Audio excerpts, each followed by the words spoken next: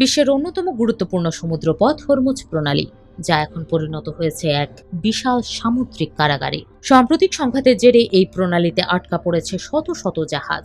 কিন্তু ঠিক কতগুলো জাহাজ আটকে আছে এই প্রণালীতে এবং ট্রাম্পই বা কি বলছেন তাদের উদ্ধারের ব্যাপারে?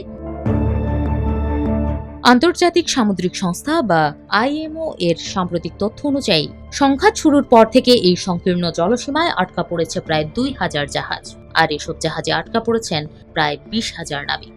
আটকে পড়া এসব জাহাজের মধ্যে শুধু তেলের ট্যাঙ্কারই নয়, রয়েছে এলএনজি বা গ্যাস ট্যাঙ্কার, বিশাল সব বাল্ক ক্যারিয়ার, পণ্যবাহী কার্গো শিপ এবং পর্যটকবাহী বিলাসবহুল ক্রুজ লাইনারও। কিন্তু পরিস্থিতি এতটা ভয়াবহ হয়ে উঠল কিভাবে? আইএমও জানাচ্ছে, এই সংঘাত শুরু হওয়ার পর থেকে এ পর্যন্ত হরমুজ প্রণালীতে অন্তত ১৯টি জাহাজে হামলার ঘটনা ঘটেছে। এই হামলায় প্রাণ হারিয়েছেন অন্তত ১০ জন নাবিক এবং আহত হয়েছেন আরও ৮ জন। ক্রমাগত হামলার ভয়ে এবং নিরাপত্তার অভাবে জাহাজগুলো এখন সামনে বা পেছনে কোনো দিকেই এগোতে পারছে না, আর এর ফলে তৈরি হয়েছে এক চরম মানবিক সংকট। পারস্য উপসাগরে আটকে থাকা এই জাহাজগুলোতে খাবার, জ্বালানি এবং সুপেয় পানির মজুদ দ্রুত ফুরিয়ে আসছে।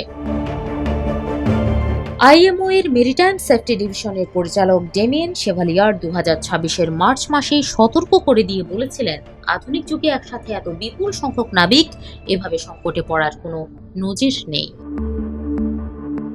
এই অবস্থায় হরমুজে আটকে পড়া জাহাজগুলোকে নিরাপদে বের করে আনতে প্রজেক্ট ফ্রিডম নামে নতুন এক উদ্যোগের ঘোষণা দিয়েছেন ট্রাম্প, যা কার্যকর হবে ৪ এপ্রিল থেকেই। ট্রুথ সোশ্যালে দেওয়া এক পোস্টে ট্রাম্প বলেন, ইরান, মধ্যপ্রাচ্য এবং যুক্তরাষ্ট্রের স্বার্থে আমরা এসব দেশকে স্বাগত জানিয়েছি।